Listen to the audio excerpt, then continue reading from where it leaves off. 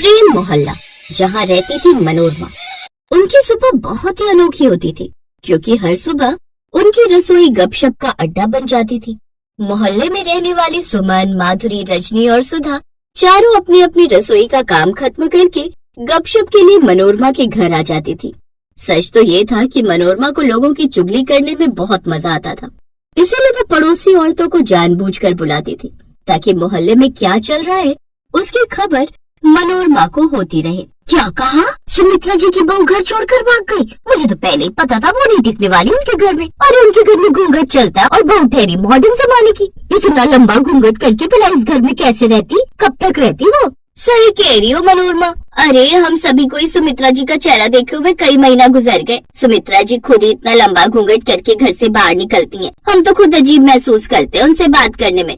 बहू तो बहुत सुंदर थी। मैं छत पर कपड़े सुखाने गई थी तो छत पर व्यायाम करते हुए एक बार बहू का चेहरा देखा था। मुझे तो नमस्ते भी की थी उसने, फिर उसके बाद कभी दिखाई नहीं थी छत पर। मना कर दिया होगा सुमित्रा ने, वो भी कम थोड़ी है। अब नहीं वापस आने वाली मुझे लगता है। कौन जेल में वापस आना चाहेगा? सुमित्रा जी का घर तो जेल है, जेल। तुम लोग बातें करो, मैं कंचन के पापा का टिफिन दे दूं। बस खाना रेडी है, पैक करना है। कंचन दिखाई नहीं दे रही, कहीं गई है क्या?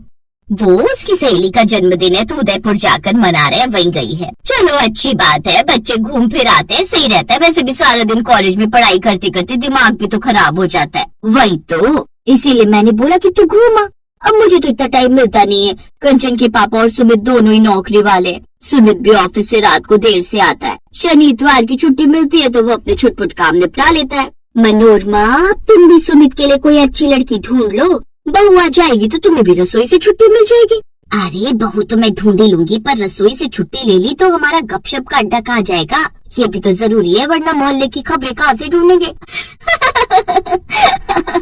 और फिर मनोरमा के साथ की सारी पड़ोसन जोर से हंसने लगी। ऐसा रोज ही होता था। सब एक साथ रसोई में इकट्ठा होती और गपशप करने लगती। इधर उधर की बुराई। सुबह 11 बजे से लेकर दोपहर के 2 बजे तक मनोरमा की रसोई गपशप का अड्डा रहती थी।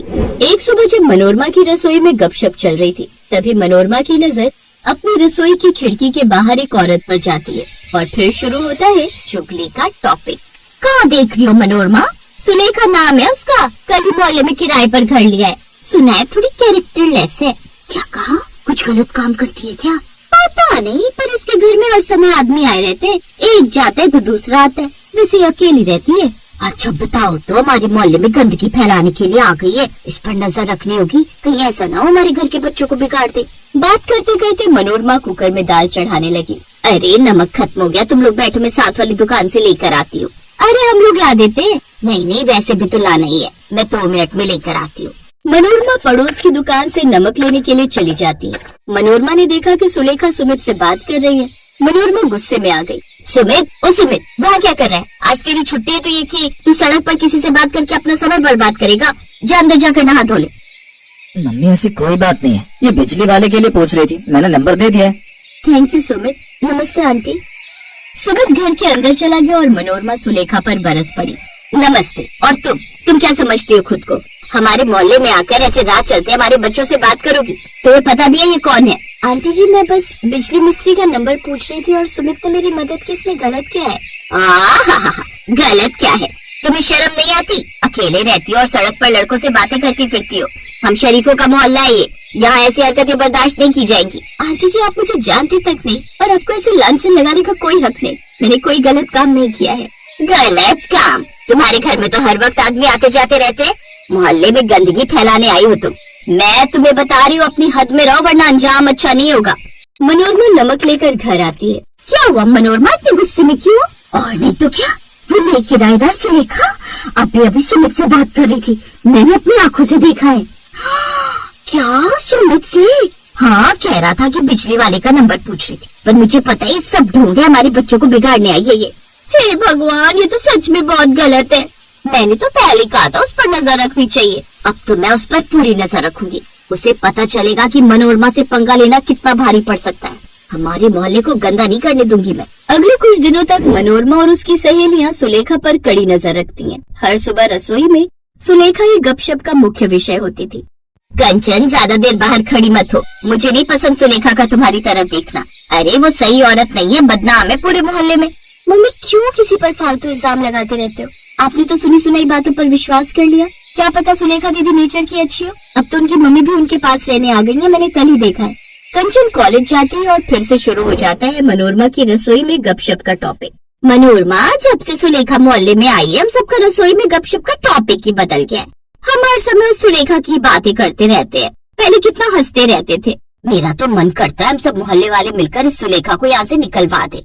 जिसका मकान किराए पर लिया हुआ है उनसे एक बार बात कर लेंगे और बता देंगे कि उन्होंने किसी गलत लड़की को किराए पर घर दे दिया है।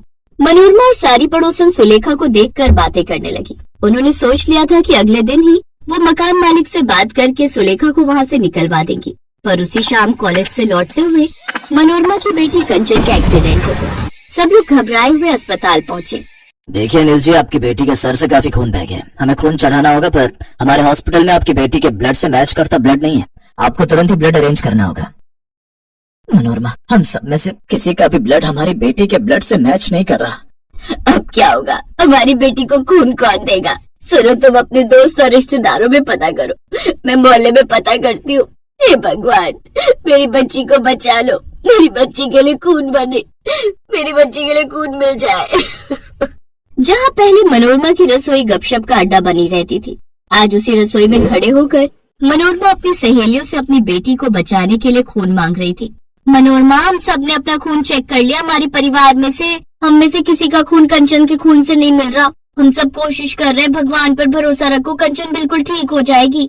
तभी सुलेखा आती है। आंटी जी, मेरा ब्लड ग्रुप भी वही है जो कंचन का है। मैं कंचन को खून दूंगी, आप मुझे अस्पताल ले चलिए। क्या तुम सच में खून दोगी? मैं तुम्हारा ये उपकार कभी नहीं भूलूंगी सुलेखा, मेरी बच्ची को बचा लो। चलो मैं तुम्हें अस्पताल ले चलती हूँ, मेरा पति और बेटा भी वही है। मनोरमा सुलेखा को लेकर अस्पताल पहुँचती है। सुलेखा का खून कंचन के खून से मेल खा जाता है और कंचन की जान बच जाती है। मनोरमा पिछले दिनों जिस सुलेखा की पूरी तरह से बेइज्जती कर रही थी, आज उसी सुलेखा की वजह से कंचन की जान बची थी। मुझे माफ कर दो सुलेखा, मैंने तुम्हारा बहुत अपमान किया। मैं बहुत शर्मिंदा हूँ। आज तुम्हारी वजह से मेरी बेटी की जान बच गई। मैं ये उपकार कभी नहीं भूलूंगी। उस दिन के बाद मनोरमा और उसकी पड़ोसन सहेलियों ने सबकी बुराई करना छोड़ दिया। उन्हें समझ आ गया था कि बुराई करना सबसे बड़ा पाप। दीपा ने सबके लिए हलवा बनाया और पूरी कढ़ाई उठाकर ड्राइंग रूम में ले आई। उसके सास ससुर को थोड़ा अजीब तो लगा, पर उस समय उन्होंने सोचा कि शायद नई नई बहू है तो घबराहट में उसने ऐसा किया होगा। अरे दीपा भाभी, आप तो हलवे की पूरी कढ़ाई उठाकर ले आए। कोई बात नहीं मेघा, चलो तुम भी हलवा परोसने में भाभी की मदद करो। कोई नहीं जानता था कि रसोई के बर्तन इधर उधर रखना और सारा खाना रसोई से लेकर घर में भी फैला देना, ये दीपा और उसके पूरे परिवार की आदत थी। ये तो जब दीपा ससुराल में रहने लगी तब सबको उसकी इस आदत का पता चला। दीपा, तुम रसोई के सारे बर्तन खाना बनाने के बाद बाहर क्यों ले आती हो? आज तुमने दाल चावल बनाए तो पूरा कुकर और कढ़ाई बाहर आंगन में रख दी। ऐसे थोड़ी होता है। तो इसमें क्या बुराई है? बार बार रसोई में जाने से अच्छा है एक ही बार में सारे बर्तन बाहर रख दो। हम तो अपने घर में ऐसे ही करते हैं। अब मैं ये थोड़ी है बार बार मैं रसोई में उठकर जाऊंगी कुछ चाहिए हो तो। सबके बार बार टोकने पर भी दीपा ने अपनी आदत को नहीं सुधारा। एक दिन दीपा के सास ससुर कहीं बाहर गए हुए थे। वहीं दीपा खाना बनाकर हॉल में बैठी हुई थी। तभी कुछ मेहमान आ जाते हैं। नमस्ते बेटा, आशा बहन जी घर पर नहीं है क्या? माँ बाबूजी किसी जरूरी काम से बाहर गए हैं। ऐसा है बेटा, हमारे बेटे जो है राहुल की शादी है। ये शादी का कार्ड है और मिठाई का डिब्बा। माँ पापा से कह देना कि सबने शादी में जरूर आना है। तभी आनंद भी कमरे से बाहर आ जाता है। नमस्ते अंकल जी। नमस्ते आंटी जी। आइए बैठिए ना। दीपा, अंकल आंटी के लिए कुछ चाय नाश्ता? नहीं नहीं बेटा, मुझे लगता है आप खाने के लिए बैठे हो, फिर कभी आएंगे। अच्छा, शादी में सबने पहुंचना है, मम्मी पापा को बोल देना। कार्ड देने आए पति पत्नी अजीब सा मुंह बनाकर वहां से चले गए। दीपा की सास अगले दिन पड़ोस वाली के साथ बातें कर रही थी। क्या बात है आशा बहन, सुना है तुमने तो पूरे घर को रसोई बना दिया है। कल मिस्टर शर्मा और उनकी पत्नी तुम्हारे घर कार्ड देने आए थे ना? हाँ आए तो थे, क्या हुआ? वही बता रहे थे कि तुम्हारे घर जब कार्ड देने गए तो उनसे खड़ा भी नहीं हुआ गया। तुम्हारी बहू ने पूरे ड्राइंग रूम को रसोई बनाकर रखा हुआ था। जिधर देखो उधर खाने के बर्तन फैले हुए थे। मुझे तो मिसेस शर्मा ही बता रही थी, बोली उन्हें तो बहुत प्यास भी लगी थी, पर वहाँ तुम्हारे घर उन्होंने पानी भी नहीं पिया क्योंकि तुम्हारे घर में उनका रुकने का मन ही नहीं था। ऐसे कौन खाना खाता है आशा बहन? मैं बहू से इस बारे में बात करूंगी। अच्छा मैं चलती हूँ। दीपा की सास गुस्से से भरी हुई थी। वो जैसे ही अपनी बहू दीपा को खरी खोटी सुनाने के लिए जाने लगती है, तभी एक टैक्सी उनके दरवाजे पर रुकती है। टैक्सी में दीपा के मम्मी पापा और भाई बहन बैठे हुए थे। दीपा का मायका दूसरे शहर में था, इसलिए शादी के बाद उसके मायके वाले उसे मिलने और कुछ दिन उसके पास रहने आए थे। इस वजह से दीपा की सास उसे कुछ कह नहीं पाई। माँ पापा, ज्योति अमन, आप सबने तो मुझे सरप्राइज दे दिया। हाँ, सोचा शादी के बाद कुछ दिन तुम्हारे पास रह लेते हैं, तुम्हारे शहर में घूम लेंगे। अभी कुछ दिन काम तो था नहीं, इसलिए घर पर खाली ही बैठे थे, तभी तुमसे मिलने आ गए। बहुत अच्छा किया। दीदी, बहुत जोरों की भूख लगी है, कुछ बढ़िया खाने को मिल जाए तो मजा आ जाए। दीपा दीदी, मैं तो आपके हाथों के गरम गरम छोले भटूरे खाने के लिए तरस गई। मम्मी तो बनाती ही नहीं है। कोई बात नहीं, मैं अभी थोड़ी देर में सब कुछ बढ़िया तैयार कर दूंगी, तब तक आप लोग फ्रेश हो जाओ। आशा देवी ने सोचा भी नहीं था कि कुछ देर बाद उसके घर का नजारा क्या होने वाला है। अरे दीपा, मुझे प्याज टमाटर यहीं दे दे, मैं काट देती हूँ। हाँ माँ, मैं लाती हूँ। दीदी, मैं सलाद का सामान लेकर आती हूँ, आप मुझे बता दो कहाँ रखा है। वही फ्रिज में सब कुछ है, निकाल कर ये बाहर ले आओ। तीनों मिलकर बैठकर काम भी कर लेंगे और गप्पे भी मार लेंगे। ड्राइंग रूम की हालत देखने वाली थी। एक तरफ मेज पर आलू प्याज के छिलके बिखरे हुए थे और बाकी सब सब्जियां फैलाकर बैठी हुई थी। पूरे ड्राइंग रूम का नजारा देखने वाला था। भाभी, ये सब क्या है? पूरे ड्राइंग रूम को तो आपने रसोई बना दिया, सब कुछ गंदा हो गया है। अभी तो काम वाली सफाई करके गई थी और देखो ना, जगह जगह से पंखे से आटा उड़कर इधर उधर फैल रहा है। कोई नहीं, मैं अभी साफ कर दूंगी, बस हो ही गया। ज्योति गुस्से में अपनी मम्मी के कमरे में जाती है और सारी बात कह देती है। माँ, घर का क्या हाल हो गया, आपको भी पता है ये घर कम रसोई ज्यादा लगता है। जहाँ देखो वहां सब्जियां, बर्तन, आटा, दाल, चावल इधर उधर बिखरा ही रहता है। भैया भी भाभी को कुछ नहीं कहते। जब से वो इस घर में आई, घर में बिल्कुल साफ सफाई नहीं रहती। ऊपर से उनके मायके वाले और यहाँ आकर बस गए। मैं भी इसी बात से तंग हूँ। ये तेरे पापा बैठे हैं ना, ये कुछ नहीं बोलते, बस मुंह सिलकर बैठे रहते हैं। अरे तुम तो मेरे पीछे ही पड़ी रहती हो आशा।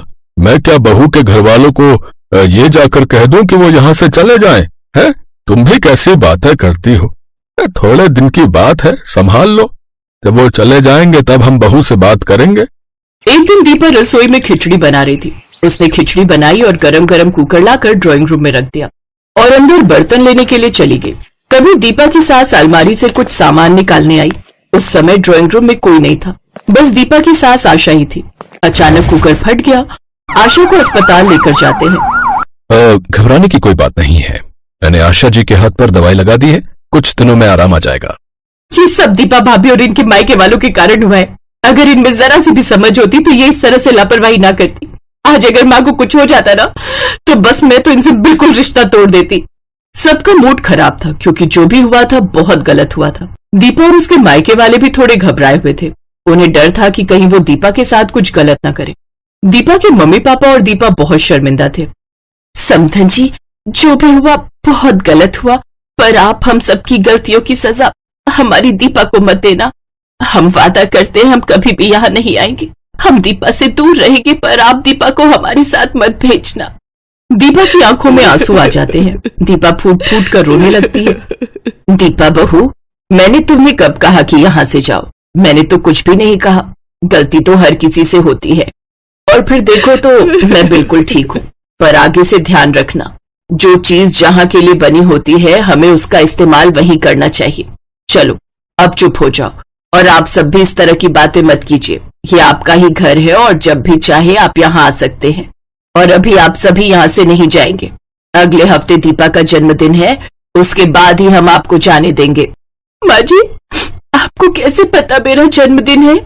आनंद ने बताया था। वो चाहता था कि तुम्हारे पहले जन्मदिन पर सरप्राइज रखे। आई एम सॉरी भाभी, मैंने भी बहुत ज्यादा बोल दिया। अब दीपा ने रसोई का खाना घर में फैलाने की आदत छोड़ दी। अब वो जो कुछ भी बनाती रसोई से ही थाली में परोस कर लाती, जिससे उसकी लाइफ में सब कुछ ठीक हो गया।